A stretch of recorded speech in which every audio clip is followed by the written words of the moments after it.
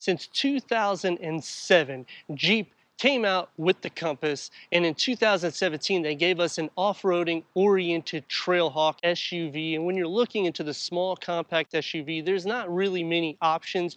You're going to have a Toyota RAV4, you'll have a Mazda CX-5, you'll have a Volkswagen Tiguan, and even the Hyundai Tucson, but none of them will be trail rated like the Jeep. Today, Georgie and Chris has given us the 2022 Jeep Compass Trailhawk 4x4 in your bright white. The reworked exterior is going to have a more rugged and Jeep-oriented adventure.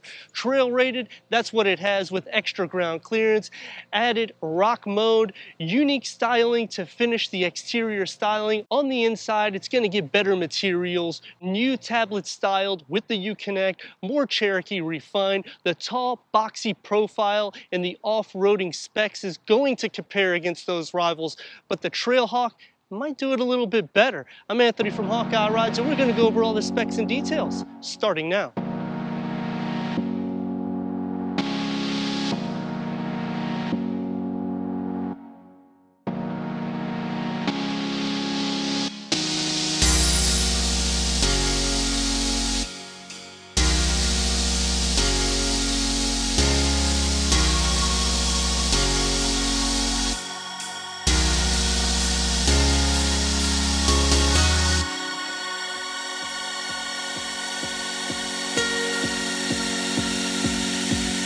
The trail-rated tough Jeep Compass gets the traditional Cherokee grille. So it's going to be the 7-slot. It's going to be a matte black with the gray or dark gray for the surroundings. Because it's the Trailhawk, the badging is going to be on the hood, which is a new graphic with the black and red tow hook to distinguish the difference between this Compass and other Compasses, because this one is off-road oriented. It's going to have LED reflector headlamps, your fog and quartering lamps, the honeycomb right underneath that 7-slot grille, and on the lower center part here, you will have some added ground clearance at 8.6 inches, which will wade up to 19 inches in water, which is the best in class, comparing it to Tiguan, comparing it to the CX-5, comparing it to the RAV4, or even the Tucson, a height of 64.8 inches, a width at 60.7 inches. The styling cues really does set a different appearance. I like how the Jeep badging just kind of protrudes a little bit,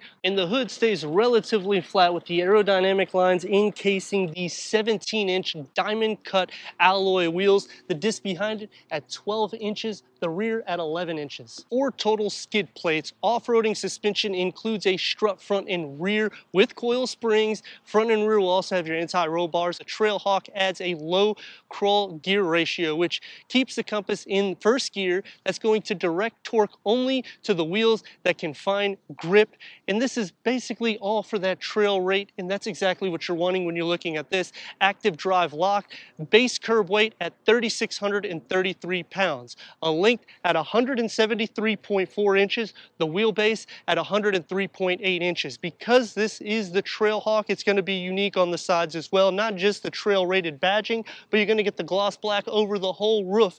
And I like how the aesthetics even come to the lower trim as well, and it really does set an appearance status when you're comparing it to the competition, because this one looks more rugged. It's going to have that tall and yet boxy styling, more traditional SUV and Cherokee styling, with the lower roof spoiler also with the gloss black outlining the window in the rear, and it keeps that image yet again more Cherokee's distinct look even into the rear. So all 4 corners gives that traditional SUV look, and when you're going for a small compact SUV, you want to set out of the bunch, and I think the Compass does a great job. Because it's the Trailhawk, you get the badging and the red tow hooks, towing up to 2,000 pounds with a payload at over 1,100 pounds. It's going to be a little bit less than the Toyota RAV4 in towing, but it's going to be more than Mazda and Hyundai. So, you know, it's a give and take, because you have to think of the off-roading capabilities as well. You'll have that honeycomb grille design in the lower part, which is unfinished on the lower part of the bumper.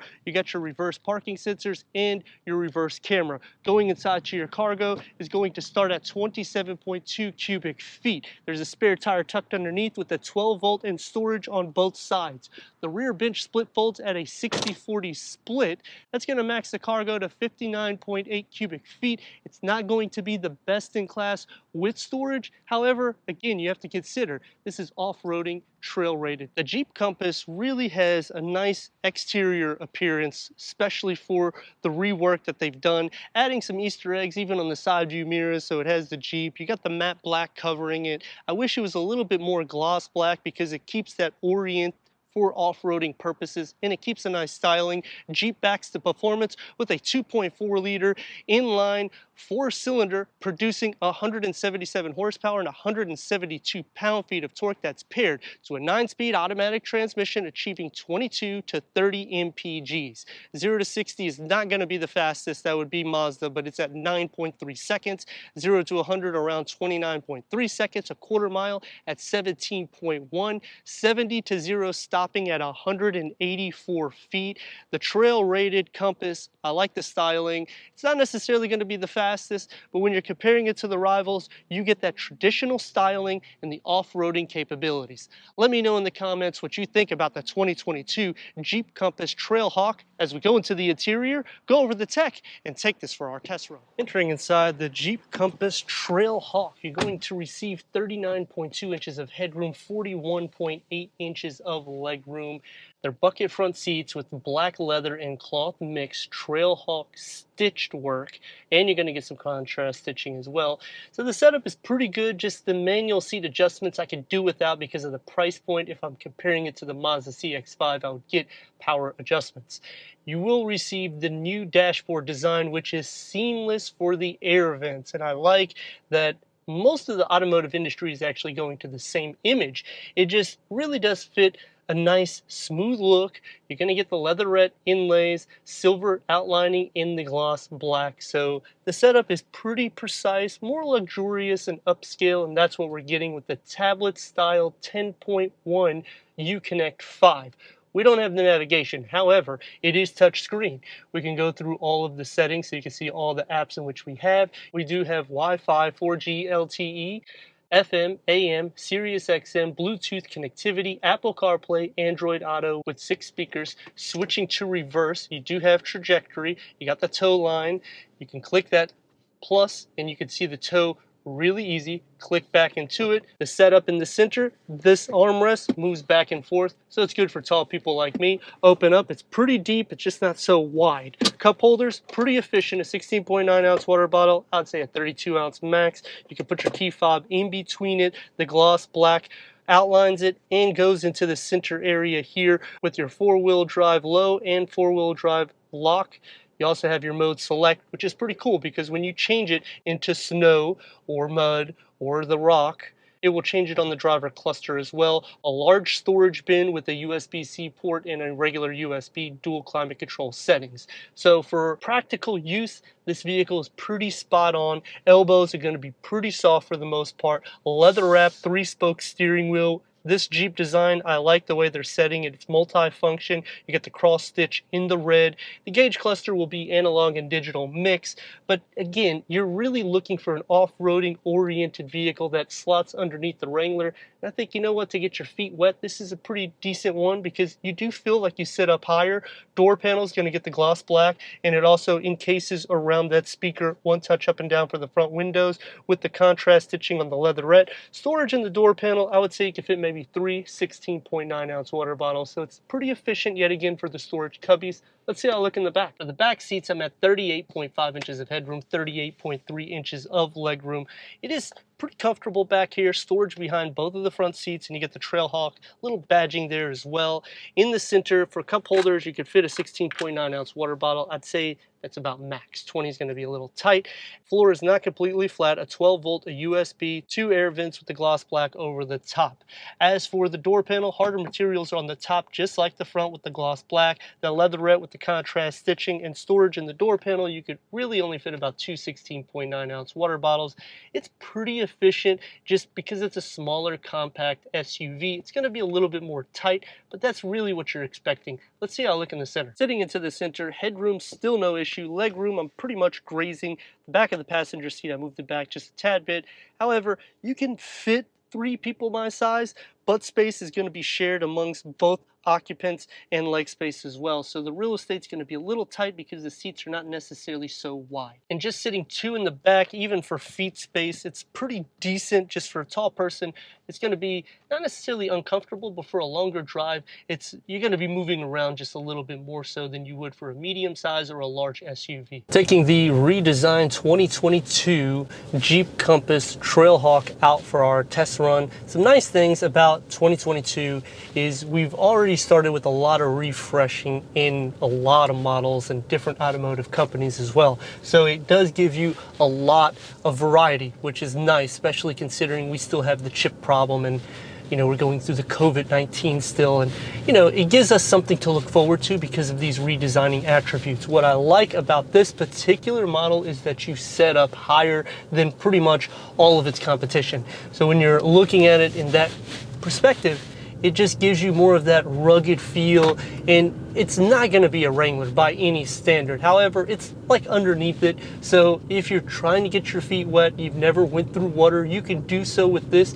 Almost 2 feet underwater you can go, which is pretty insane considering this is a small SUV. Going to give her a little go here, and it's under 200 horsepower, so you're not going to be expecting to get a crazy speed.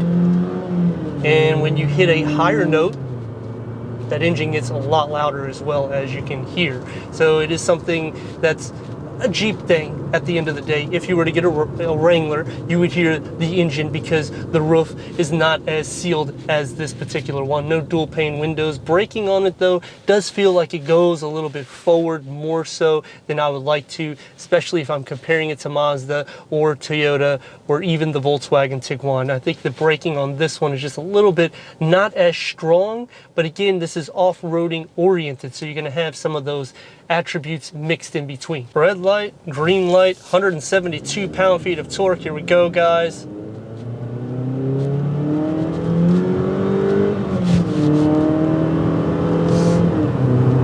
.177 horsepower.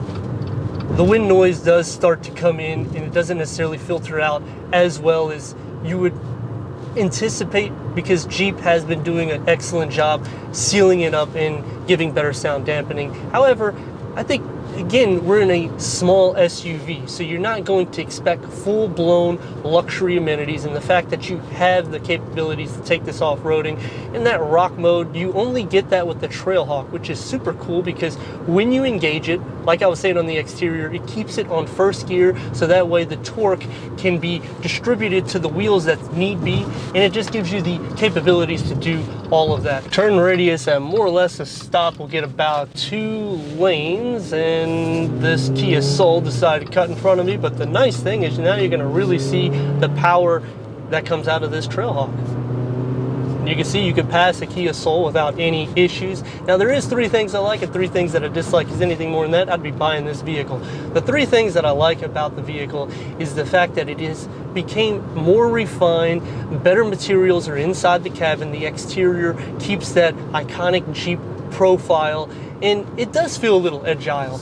As for the dynamics, you can see it's going to be kind of all over the place, but this is for trail rated, and you don't have that play in the steering wheel as much as you would in the Wrangler. The second thing that I like about the vehicle is the fact that they give you these little Easter eggs all over on the front windscreen. You got the old Jeep that just pays heritage to the original Jeep, and they do this all through the vehicle, even on the exterior, adding the Jeep on the side view mirror caps. They did a great job just giving tribute and keeping the heritage very unique. The third thing I like about the vehicle, it's a box-styled SUV. When you get these smaller compact SUVs, they typically look more like a car picked up or maybe a small minivan, and unlike that Jeep went the opposite way. They kept it very traditional, and they made it to be something that can be distinguished between the rivals, especially when you get the Trailhawk. 3 things that I dislike about the vehicle: the power underneath it. Because this is trail rated, I would have liked to see that they maybe gave you a little bit more horsepower, at least like 250 horsepower, just because it would make it a little bit easier also, especially with the torque. The torque really is what you need, and it needs to be a minimum of 200 pound-feet. The second thing is the towing. Yes, it can tow more than the Tucson, and it's pretty much the same towing as the Volkswagen and the same as the Mazda. But I mean, again, we're going for trail rated, looking for something underneath a Wrangler. So maybe give it at least 2,500, so that way it's a little bit above the class, or just match it with the RAV4 at 3,500 pounds. The last thing that I dislike about the vehicle, the seats are comfortable, so don't get me wrong on that. It's just the power adjustment seats, because they don't have them. This is manual.